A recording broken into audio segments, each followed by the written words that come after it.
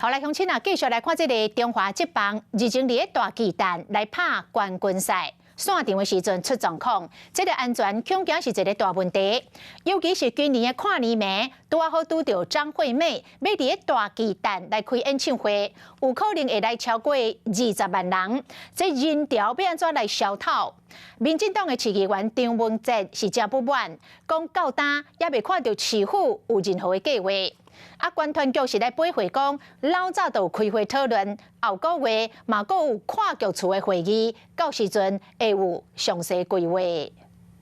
差不多4万人做伙伫大巨蛋看台湾大赛，抑过一个线场球迷安尼袂顶袂动，拢卡伫连通道内底，就惊讲发生烧大意外。市长蒋万安要求市府团队超前部署，抑过跨年暝要怎疏散也唔知影。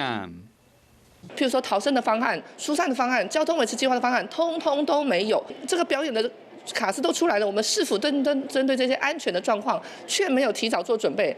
这是因为今年跨年暝，除了有市政府前的广场，也有张惠妹伫大巨蛋同步开唱。依照去年人流的计算，府前17万人，再加上大巨蛋满场4万人，超过20万人，可能拢会进入市政府到国父纪念馆这短短1公里的范围内。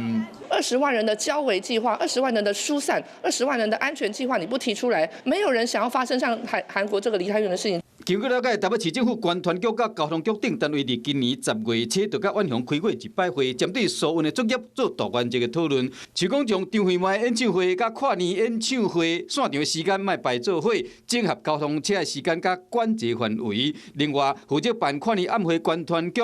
拟定人潮疏散计划以及交通维持计划，续来阁提供予交通局、责任公司等等进行道路疏散以及捷运班次的调整，而且依照自治条例规定，像这款超过3000人的活动，30工前都应该提出计划。交通局已经召开会议，针对交委原则做初步的讨论。另外，也预定在11月召开跨局处会议，讨论各局处的分工。 跨年暝拄着大巨蛋的演唱会，可能超过20万人的大活动，要安怎好民众有一条安心回去的路，市政府真正袂使马虎。